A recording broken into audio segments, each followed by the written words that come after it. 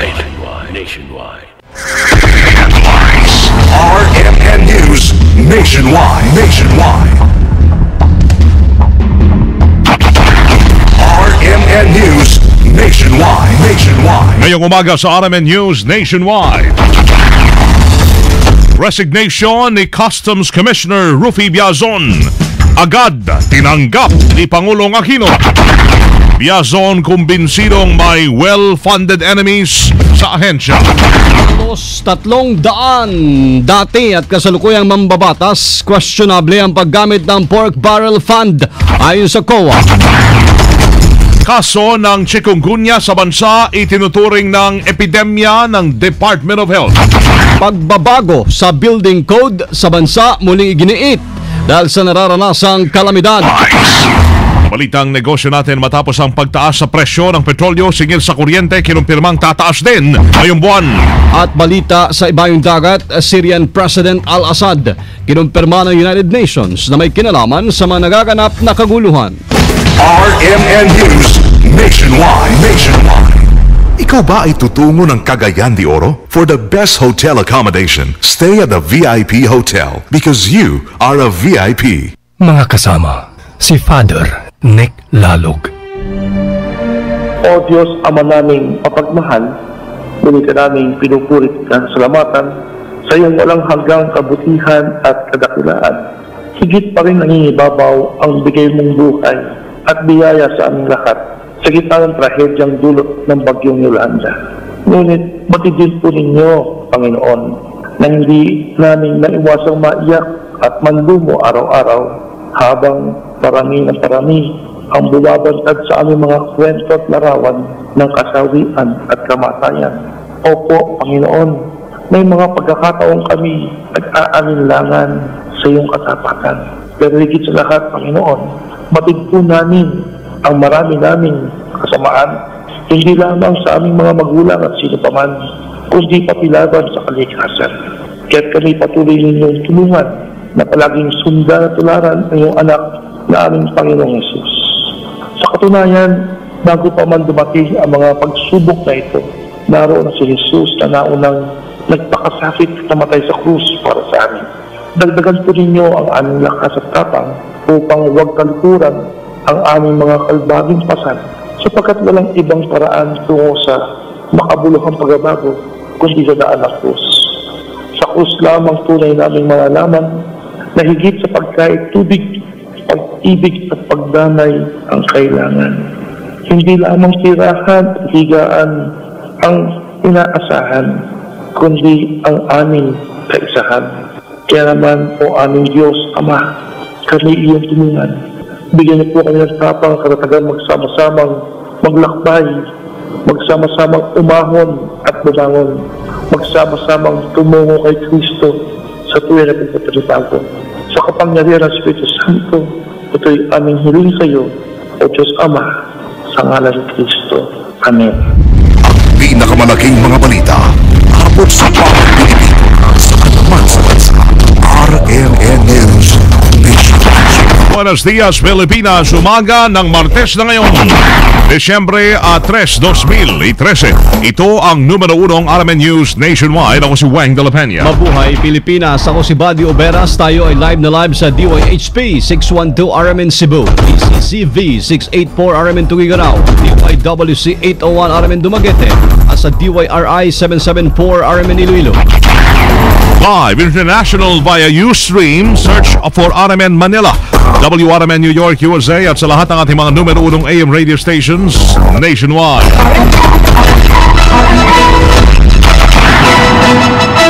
The weather today. Patuloy hong naapektuhan ng tail end ng cold front ang Bicol Region, Aurora at ang Quezon. Dahil dito makakaasa pa rin na maulap na may kasamang hanggang katamtamang pag-ulan at pagkidlat pagkulog ang mga naturang lugar. Ayon sa Pag-asa, hindi gaanong nagbago ang saklaw ng tail end ng cold front na magdadala ng pag-ulan. Asahan naman ang maulap hanggang mahinang pag-ulan sa Ilocos Region, Cordillera at Cagayan Valley dahil naman sa amihan o northeast monsoon. Pulong-pulong pag-ulan naman ang aasahan sa Metro Manila at ang nalalabing maraming bahagi ng bansa. Nakataas pa rin ang gale warning sa hilagang Luzon at silangang bahagi ng Luzon. Wala pa rin namamataang sa banang panahon ng pag-asa sa susunod na 2 hanggang 3 araw na papasok sa Philippine Area of Responsibility. Kaagad tinanggap ng Pangulong Noynoy Aquino ang pagbibitiw sa pwesto ni Customs Commissioner Rufy Biazon kahapon ng hapon. Sa statement na inilabas ng Pangulo, binigyan ito si Biazon ng hanggang weekend para i-turn over sa susunod na Bureau of Customs Chief ang mga iiwanang trabaho nito. Sinabi pa ni Pangulong Aquino na hangad niya ang best sa pagbabalik ni Biazon sa kanyang private life. Ang pag-resign ni Biazon ay kasunod na rin ang pagkakadawit nito sa 10 billion peso pork barrel fund scam. Katwiran ni Biazon bilang presidential appointee ay gusto niyang protektahan si Pangulong Aquino laban sa panibagong kontrobersiya. Nais niyang mapangalagaan ang kanyang pamilya at bigyang daan ang bagong liderato na magsusulong ng reforma sa ahensya. Matatandaan na nitong nakalipas na linggo, sinampahan ng NBI ng kasong malversation, direct bribery, graft and corrupt practices act si Biazon at 33 iba pa sa Office of the Ombudsman dahil sa manumalyang paggamit nito sa kanyang pork barrel nung siya ay kongresista pa lamang. Kumbinsido si resigned Customs Commissioner Rufy Biazon na well-funded enemies ang nasa likod ng pag-atake sa kanya na humantong sa pagsampa ng kaso sa tanggapan ng ombudsman at pagbibitiw naman niya sa pwesto. Naniniwala si Biazon na sa gitna po ng mga pinatupad niyang reforma sa BOC, marami siyang nasagasaan. Kaya't gumaganti ito sa kanya sa iba't ibang paraan. Pero ayon kay Biazon, mayroon siyang delikadesa kaya't mas gugusto niyang mawalan ng pwesto sa gobyerno kaysa daw masira ang kanyang pangalan. At tatandaang maliban sa kaso sa ombudsman, may mga nakabinbing usapin si Biazon sa korte dahil sa reklamo ng mga opisyal naman ng BOC na nasagasaan ng kanyang ipinatupad na balasahan. Congressman Biazon hindi aalis sa Liberal Party kahit nadawit sa PDAF scam. Ang anak ni resigned Customs Commissioner Biazon. Kasama natin sa balita si Conde Bata. RMN Report. Wala umanong planong talikuran ni Muntinlupa Representative Rodolfo Biazon ang Liberal Party sa kabila ng PDAF case na kinakaharap ng anak nitong si dating Customs Commissioner at dating Congressman Rufy Biazon, kasabay na rin ng pagbibitiw na ginawa nito kahapon sa BOC. Ayon kay Biazon, sinusuportahan pa rin niya ang Aquino administration, lalo na ang kampanya nito laban sa maling paggamit ng PDAF. Tiwala ang kongresista na lalabas din naman ang katotohanan sa pork barrel case. Alam na umano niya na option talaga ng anak na mag-resign dahil sa issue at para sa pamilya na rin. Patuloy din anya siyang susuporta sa anak sa anumang magiging desisyon nito at kahit ito ay nagbitiw na bilang Customs Commissioner. Kasama mo mula sa Kamara, Conde Bata, Tatak RMN. Nationwide. Sa iyo pang balita, Senador Unasan at Estrada tiniyak naman ang kooperasyon sa investigasyon sa DAR scam. Kasama natin sa balita, Grace Mariano. RMN Report. Tiniyak ni Senator Gringo Unasan na makikipagtulungan siya at ang kanyang tanggapan sa nabunyag na Department of Agrarian Reform o DAR scam kung saan siya at si Senator Jinggoy Estrada ay isinasangkot. Base sa report, nasa 150 million pesos umano ang ipinabigay ni Unasan para sa agrarian reform projects, 14 na bayan sa pamamagitan ng 3 bogus na non-government organization o NGOs na konektado kay pork barrel scam Queen Janet Lim Napoles. Diin ni Unasan kaisa siya sa adikain na matiyak na mapupunta sa mga magsasaka at agrarian reform beneficiaries ang mga pondo at proyekto ng pamahalaan na sa kanila nakalaan. Git pa ni Unasan hangad din niya na maitama kung meron bang paglamag o regularidad na naganap sa pagpapatupad ng mga proyekto. Base naman sa report, 70 million pesos umano ang pinabigay ni Estrada sa DAR Organic Farming and Livelihood Projects sa pamamagitan ng 10 NGOs naman na nauugnay din kay Napoles. Si Estrada handa din makipagtulungan sa investigasyon at pinapatipo na nga niya sa kanyang mga staff ang anumang dokumentong mayroon ang kanyang tanggapan hinggil dito. Pero hirit ni Estrada sa halip na silang mga mambabatas ay dapat na ang mga implementing agencies ang habulin dito dahil ang mga ito naman ang namamahala sa pondo at mga proyekto. Kasama mo sa Senado, Grace Mariano, RMN. Radyo mo, Aabot sa 300 na mga dati at kasalukuyang mamabatas ang nakitaan ng questionableng paggamit ng kanilang PDAF.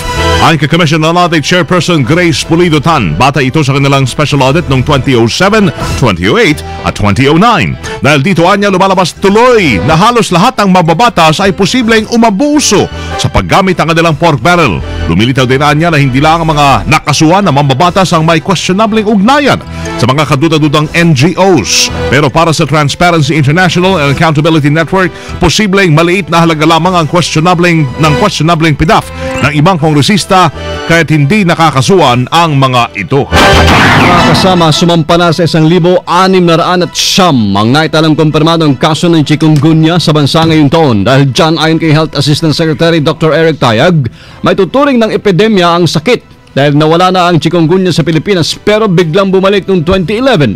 Anya 10 taon itong nawala sa bansa pero muling bumalik at naging epidemic o endemic pa. Mas malaki anyang naitala ngayong taon kumpara sa 561 noong 2012. Karamihan sa may ito ay taga Southern Luzon, sumunod po dito sa Metro Manila at Western Visayas. Sinabi pa ni Tayag na ang kadalasang tinatamaan ng chikungunya ay mga babae na may edad 20 anyos pataas. Muling iginit naman ni Felino Palafox, isang Filipino architect at urban planner na baguhin na ang building code sa bansa.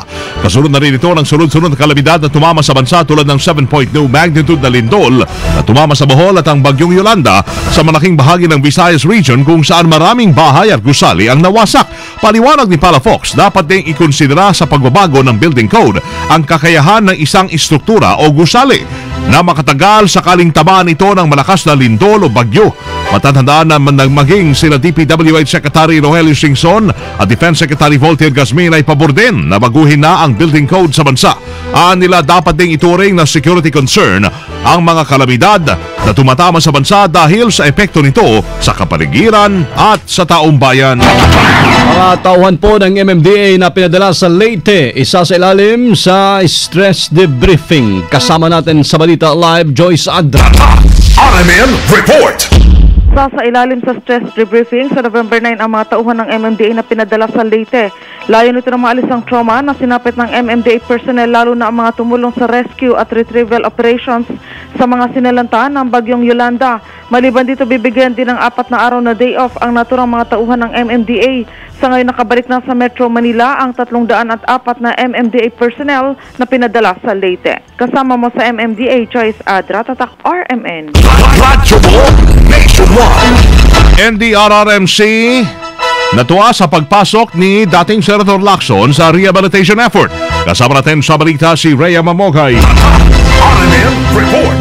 Ikinatuwa ng pamunuan ng National Disaster Risk Reduction and Management Council ang pagpasok sa eksena ni dating Senador Panfilo Ping Lacson sa rehabilitasyon sa mga lugar na pininsala ng bagyong Yolanda. Ayon kay NDRRMC Executive Director Yusek Eduardo del Rosario, na welcome development ito dahil meron ng isang taong tututok at magkakaroon ng focus sa mga trabaho sa Region 8 kaysa gawin itong multitasking sa iba't ibang ahensya ng gobyerno. Tiwalaan niya siya sa kakayahan ni Lacson para pangunahan ng maayos ang koordinasyon sa pagitan ng mga kaukulang ahensya ng gobyerno para sa gagawing rehabilitasyon. Palatandaang si Lacson ay itinalaga ni Pangulong Ninoy Aquino bilang Yolanda Rehabilitation Czar. Kasama mo sa NDRRMC, Rhea Mamogay, Tatak RMN. Radyo mo nationwide. Alert level sa Thailand hindi pa itataas. Kasama natin sa balita, Deo de Guzman. RMN Report. Hindi pa magtataas ng alert level ang gobyerno para sa mga Pilipino na nagtatrabaho sa Thailand. Ito ay sa kabila ng paglala ng sitwasyon doon dahil sa mga kilos protesta laban sa Thai government. Ayon kay Presidential Spokesman Secretary Edwin Lasierda, sa ngayon ay nasa monitoring stage pa lang ang Embahada ng Pilipinas sa Bangkok, Thailand. Pero una nang tiniyak ng Malacanang na alam naman ng Embahada ng Pilipinas sa Thailand at ng Department of Foreign Affairs kung ano ang dapat gawin para mapakalagaan ang kapakanan ng ating mga kababayan sa nasabing bansa. Kasama mo sa Palasyo ng Malacanang para sa DZXL 558, Deo de Guzman, Tatak RMN. Radyo mo nationwide. RMN News Negosyo. Kasama nanguna po ang Department of Energy na abisuhan ng taong bayan sa inaasang pagtaas ng bill sa kuryente, maging sa presyo ng petrolyo at LPG ngayong Kapaskuhan. Ang katwiran ni Energy Secretary Jericho Petilla, ito'y dulot daw ng paggalaw po ng petrolyo sa pandaigdigang merkado at wala silang magagawa doon. Ngayong araw inaasang mag-aanunsyo na adjustment naman ang Meralco dahil sa generation charge mula sa Malampayan Natural Gas Facility na hanggang ngayon under maintenance pa rin. Sa panig naman ng LPG o Liquefied Petroleum Gas, tataas ang sulay ng 11 pesos per kilo o kilogram 121 pesos para sa kanilang 11 kilogram na tangke. 13 pesos kada kilo sa liquid gas. So 143 pesos para sa 11 kilogram na tangke. At 14.30 pesos kada kilo, may sa 150 pesos para sa 11 kilogram na tangke naman sa Petron Gasol. Tataas din po ano mo araw ngayong linggo ang singil sa diesel na 1.30 hanggang 1.50 kada litro. 1.10 hanggang 1.20 kada litro naman sa kerosene. At 40 centimos hanggang 60 centimos kada litro ang singil sa gasoline. RMN News Abroad. Mismong ang United Nations na ang nagkumpirma na may kinalaman si Syrian President Bashar al-Assad sa mga nagaganap na war crimes. Ayon sa UN, meron silang hawak na ebidensyang nagpapatunay na sangkot nga ang Syrian leader sa nasabing kaguluhan. Ilang beses nang nadawit ang pangalan ng opisyal sa nasabing kaso matapos magsagawa ng investigasyon ang UN. Bukod kay al-Assad, dinagdag din ng UN ang may iba pang malalaking opisyal na dawit sa war crimes. Mga kasama, live pa rin mula dito sa RMN News Center sa Makati City, Metro Manila, Philippines. Inyong narinig ang numero 1 ng RMN News nationwide ngayon ay Martes na, Desyembre 3, 2013. Sa mga taga Bacolod, susunod na po dyan, sinakasamang Agnes Apostol at Serge Santillan. Sa RMN News Diretso, Balitang Bacolod sa numero 1 DYHB 747. Bantu ka kalaya mo, mainuswagon at malipayo. Pwede panoorin ho ang naging pagbabalita namin ngayong alas 7 ng umaga. Sa YouTube pa rin, i-type lamang ang RMN News Nationwide. Thank you Lord at tayo po ay nagkasama-sama muli. 22 days bago ang Pasko. Malapit na. Salamat kasama Weng sa inyong naging panahon sa amin mga kasama. Ama niyo ho sa serbisyo publiko. Weng de la Peña, Buddy Oberas. dito pa rin ho yan sa tahanan na may pinakamaraming number 1, pinakamaraming himpilan, RMN. radyo mo, nationwide. Live via satellite. Live via satellite. RMN News nationwide. Nationwide. Buong bansa sa boses ng balita. RMN News nationwide.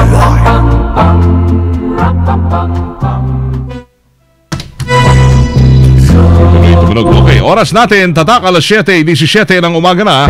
Tatak RMN. John Lloyd, bibigyan kita ng isang kahilingan. Gusto ko kalusugan habang buhay. Ay, teka, masarap maging mayaman eh. Pero, importante ang kalusugan.